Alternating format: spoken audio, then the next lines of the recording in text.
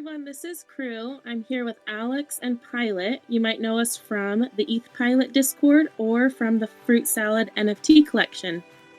So before we get started with some questions, can we get to know you guys a little bit better? Like tell us a little bit about yourself, where you're located, and what hobbies you might have? Maybe let's start with Alex. Yeah, so nice to meet you. I'm superweep in the Discord server. My real name is Alex.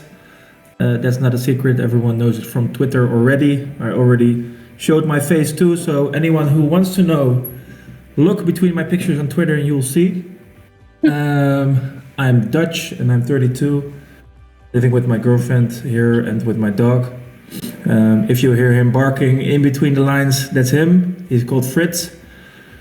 I'm working as a project lead in the biggest hospital in the Netherlands right now. I finished my master's degree 2 years ago, and yeah, I think that's it. Hobbies are football or soccer, I think you call it. Yeah, I think that's it. Alright, so I'm Pilot. You may know me as Ethpilot from the GameStop NFT marketplace. I have that name because I actually am an airline pilot. I travel around for work, and when in my free time I like to come home and just spend time with my family. I'm married to Crew. We have 4 kids, we have a dog. We live in the southwest quarter of the United States. Like to do a lot of outdoorsy things, camping, that kind of stuff. I love baseball, and pretty simple guy. I design NFTs, little animated characters in my free time, and try to push the envelope on crypto and see where we can take it into the future. Yeah, it's me. Great. So since you're in America and Alex, you are in the Netherlands, how did you guys meet? Pilot, you want to tell us about that? That all started about, 6 to 8 months ago on Twitter. We started. Superweep was always a big part of the Loopring community with his posts and his research that he would do and the things that he would share. So I contacted him early on, and I asked him if I could make him a Bitbot, because I knew that if he had a Bitbot in his wallet, then it would kind of give me some visibility, and it actually did, because he actually tweeted it out and used it in his due diligence that he would do on the GameStop NFT marketplace. And so after that, we started talking a lot, and he approached me with some different ideas, and it just kind of started flowing organically from there. Yeah, that is what Pilot does, you know. He charms you in his own ways, and before you know it, you're working with him for 6 months. So that's exactly how it went. Yeah, almost. I didn't forget about it, but you're telling the right story there. Yeah. But every successful creator, and I'm sure all of you who are listening to this know that you all need your own Alex, because as you focus on your art, you have somebody who can focus on the organization, the community, and the big picture. And that's what Alex does. He and I are able to bounce ideas off of each other. He offers criticism, he pushes me and motivates me, and keeps me on track. So it's been just amazing being able to work with him, and he's a great friend. Yeah, it's grown organically, I would say, and over time, yeah, it's just grew. So indeed, I try to think critically and also enforce his positives, which is the creative part, a lot. And in my own world, the reality is that creative people sometimes lack structure, and I try to give that and hand that to the Fruit Salad NFT collection as it is right now.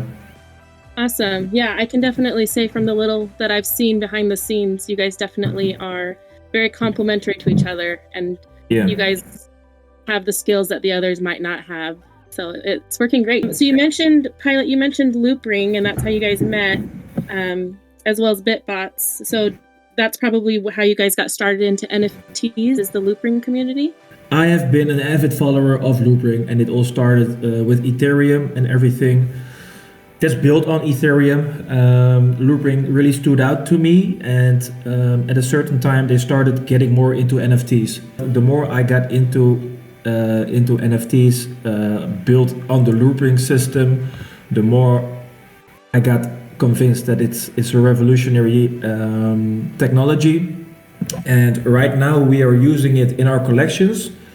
We're going to talk a little bit more about it later on because there's many more ways to use the NFT technology, and yeah, we think we're going to make a groundbreaking case with that.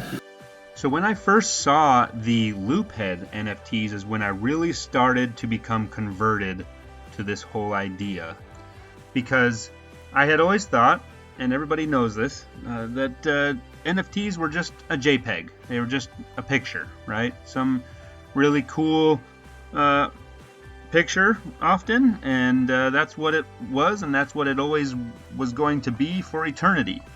But the Loophead could change, and it did change based upon the token that it was attached to, the price action of the token. And that was really interesting to me, because not only could the image change, but it could change according to a set of rules that you gave it.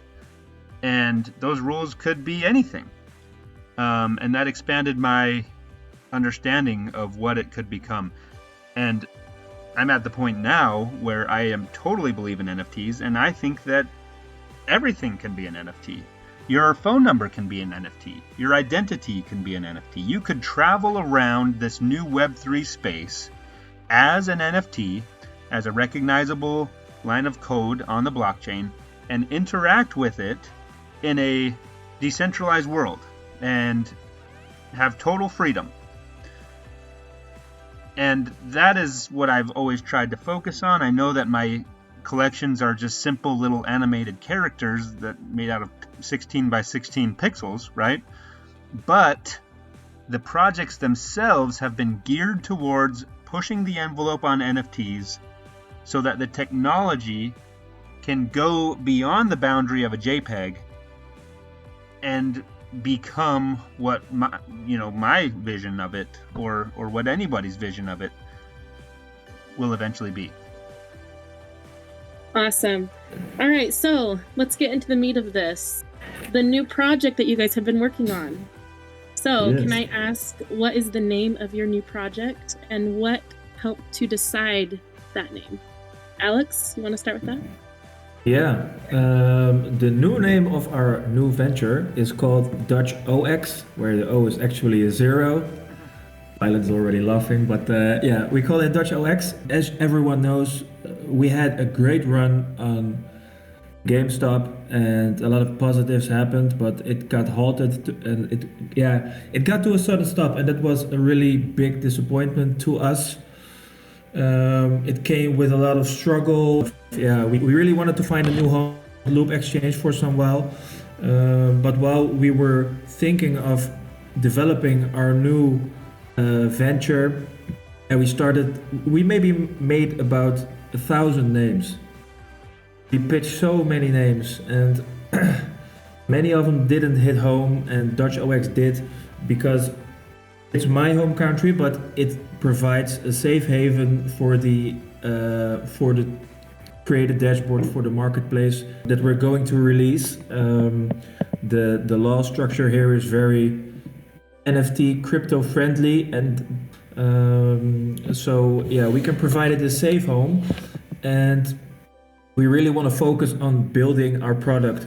So that means giving as many tools to creators as possible in the layer 2 sphere. We're also going to make it public. We're also going to develop it for layer 1 people or layer 1 creators.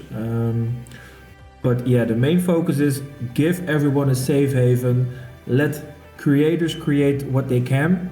Let us focus on developing the tools, and they don't have to be afraid that they're going to be banned. They're going to be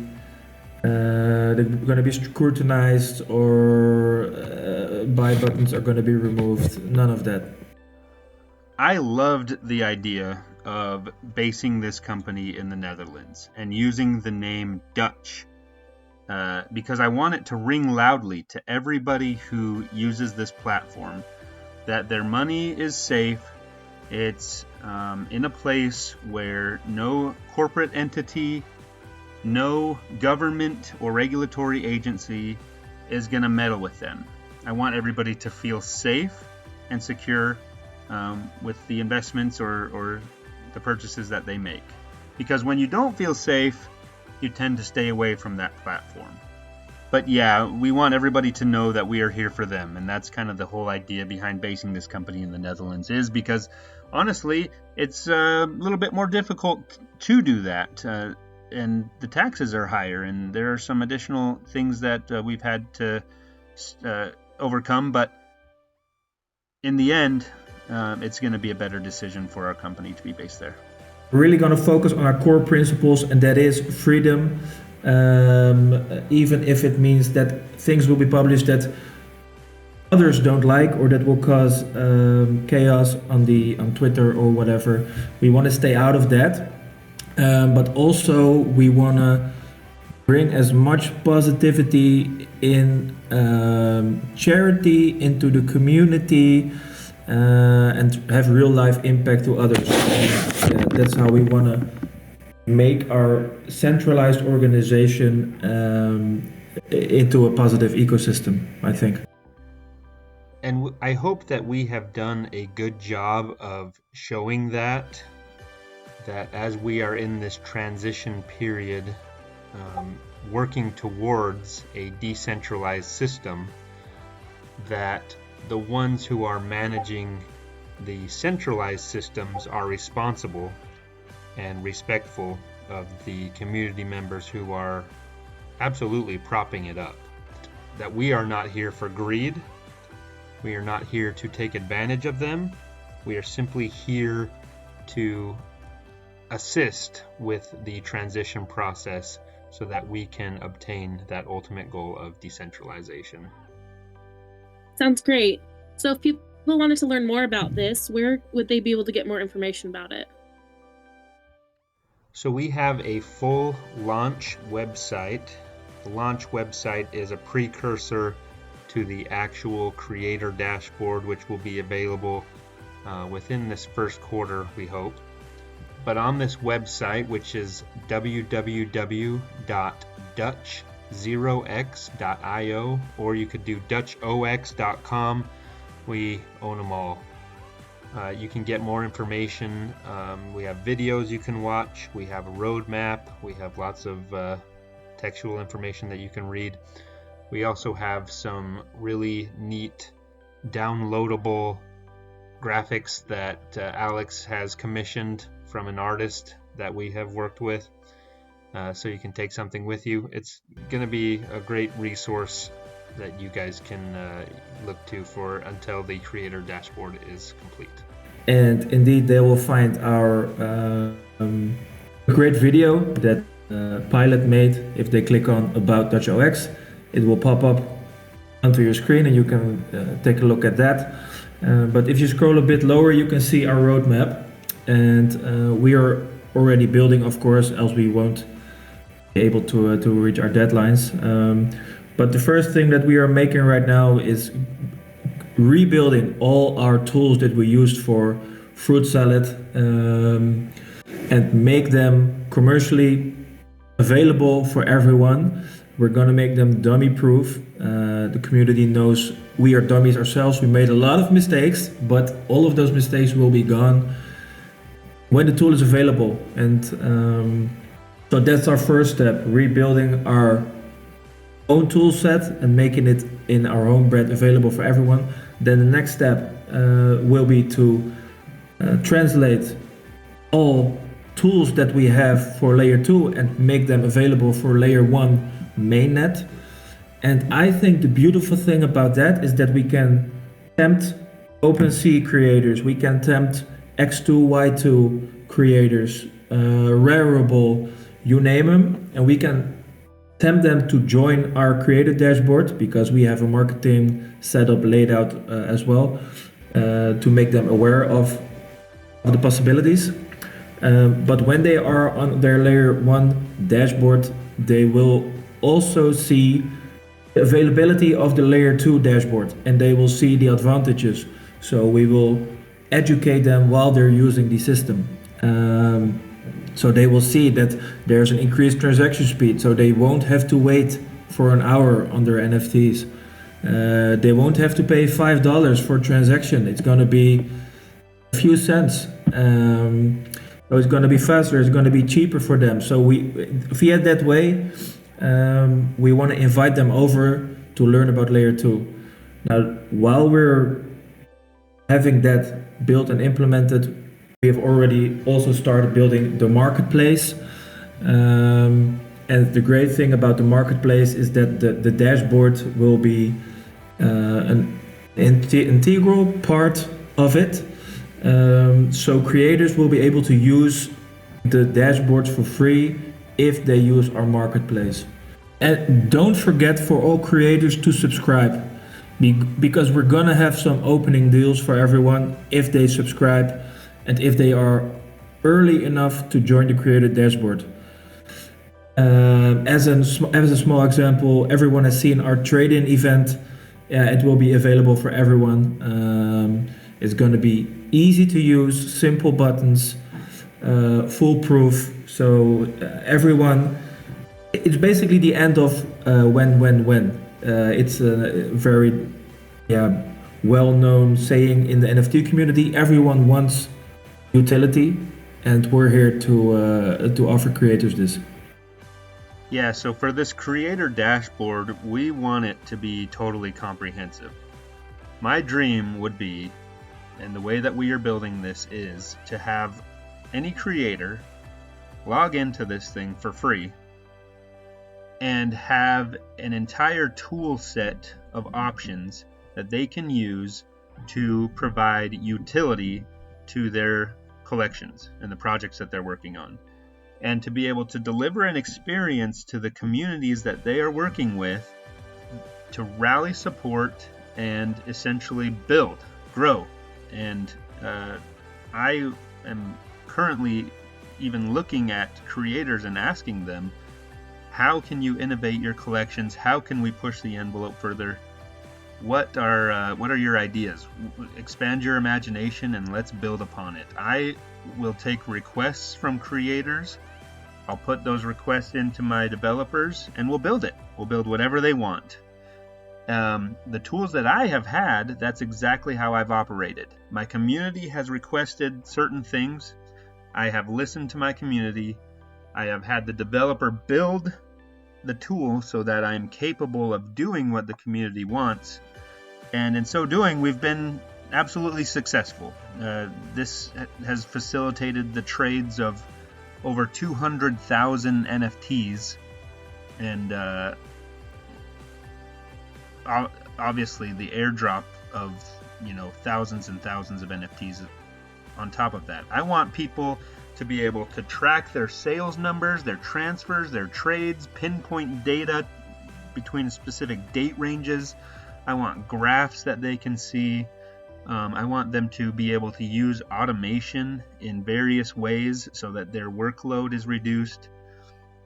All of these things I have built for myself, I want to give to them so that they have the best chance to be successful and serve the community. Because in the end, the community is what this is all about. Demand for your NFTs is built by a community who cares about your project. And if you, as a creator, can show the community that you are listening to them and that you care, in turn, they will care about you and the goals that you have for your collection. And one thing that every creator learns very early on is that number one, the community wants utility. And number two, utility is very expensive. So I've obviously had to learn that lesson, and we've been blessed in order to be able to provide utility. So my whole goal is now to not hoard that up for myself. I want to give that to everybody so that they can help me grow this community. Yeah, and we have gotten great input from the community already. And sometimes they mention certain tools that we don't have yet, and we think, wow, that's a great idea. So let's develop this tool, and we use it ourselves. But yeah, now it's going to be available for everyone. But I don't know if you said it already, Pia. I might have missed it. But our idea is that we want to keep our foot in the community, and we want to keep our foot with creators. So if they want tools to be built, we don't want them to go outside and find developers themselves. We want to do it for them, and we want to find a way to incorporate it in the dashboard we're building right now. Well, great. It sounds like that tool will be really helpful to new creators as well as established creators that want to try, new ways of serving their communities and how they want to send out their NFTs. And I'm sure that they'll all love the opportunity to be able to suggest or ask for certain tools that might not yet be developed to fit their community and needs. And so that will be really interesting and fun to see. You guys have both talked about community a lot today. How do they fit into this new venture? Love the community. We've had a lot of really amazing experiences and gone through a lot of drama. I've become close friends with many in the community who have supported our collection and taken us to the point where we are right now. So I definitely want them to be involved in this as well, since all of these tools that we are going to be using on this creator dashboard are tools that we used to help grow the collection. So soon there will be more information released on how fruit salad role players will be whitelisted so that they can actually become part of this project. You obviously have put charity as a central role in fruit salad. How will this be incorporated into Dutch? Alex? Fruit salad really made a positive impact in the world, and we saw that via the charity that we used there. We want to bring those values to the new venture as well, and we're gonna bring charity along. We can make a more positive impact in the world, we hope, in an even bigger way than we have done right now. But yeah, we will see that along the way. The charity that we used actually helped us to realize our goal of tokenizing fruits, because we were able to literally use crypto to send fresh fruits and vegetables to people who were hungry. So it was really neat, and we want to continue with those principles into our new venture too. So speaking more about fruit salad and the involvement that they're going to have in Dutch, can you lift the curtain up a little bit more on the roadmap of fruit salad? Yep, so around the same time that this Q&A is released, the roadmap will also be released, so people will be able to look at that. But here's what it's going to focus on. Here's what my ideal path forward would look like. First of all, we need to continue a constant flow of liquidity into the collection. We can do that via various sources, preferably by newcomers who are interested in playing the game, and they bring in their own money. So we have tactics that we're employing that you can see on the roadmap right now, which will help the cost of entry to be reduced while at the same time increasing demand. So that's kind of the balancing act, right? Because if the cost of entry goes down, people come in, demand is increased, and the price goes up, meaning the cost of entry goes up. So you have to figure out how can you bring in people while at the same time keeping costs down for even more people to come in, because that's what happened at the beginning. We actually had the cost as low as it could possibly go on GameStop, but because of how much hype grew around the collection, the cost went up, and now it's difficult to get in. So I want to be able to have a step-by-step process for newcomers where they can start with a small amount of fruits and build that up to where they actually run their own farm or whatever role they want to play. Another thing we really need to focus on is ensuring continuous rewards with realistic requirements to obtain the rewards. One thing that has been talked about a lot is our collector role is becoming increasingly difficult to become. It's really hard to collect all of the fruits in the game.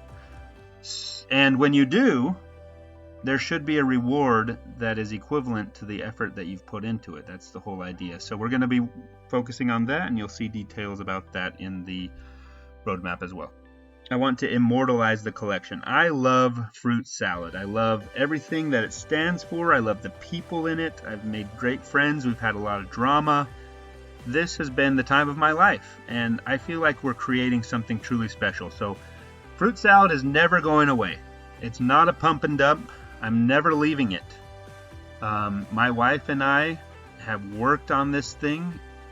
She and I have contributed the artwork, and when I look at it, it just represents something so wholesome and memorable in my life, and I never want to let it go. So there will be fruit injected. There will be harvests forever, and events and excitement. It's going to be the premier collection on this new marketplace that Alex and I create.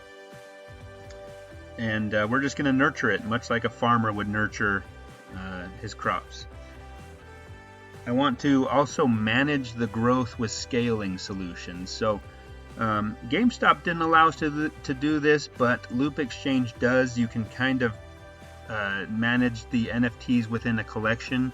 You can remove them and add them, and that enables us to scale NFTs. So I could take 100 farmers and turn them into 200 farmers and just simply airdrop 2 farmers per one held. So we can scale, and that reduces the cost for the NFT and increases the amount of people who can be farmers. And then we're also going to be working on technological advancements. So fruit salad is our test bed for all of these really cool things that we can do. And as more things are suggested, and as we follow this roadmap, we're going to build more and more tools, and maybe even use some tools that other creators ask us to build. We'll use those within the collection as well. Yeah, and we have seen a lot of worries about the increasing threshold for small item collectors or for newcomers, and the new roadmap that P has been working on a lot behind the scenes is gonna address that and lower these thresholds. All right, thank you, Pilot and Alex, for letting us in on this project and for giving us some more information, and we hope you guys all enjoyed it. Thank you. Have a good day. Bye. Thank you. Bye-bye. Thank you.